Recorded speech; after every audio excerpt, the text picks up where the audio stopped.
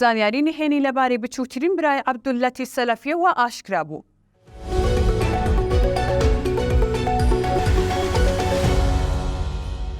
برایەکی عەبدولەتیف سەلەفی لەسەر داوای بافڵ تاڵبانی کرایە ڕاگری کۆلیژی زانستە ئیسلامیەکانی زانکۆی سلێمانی.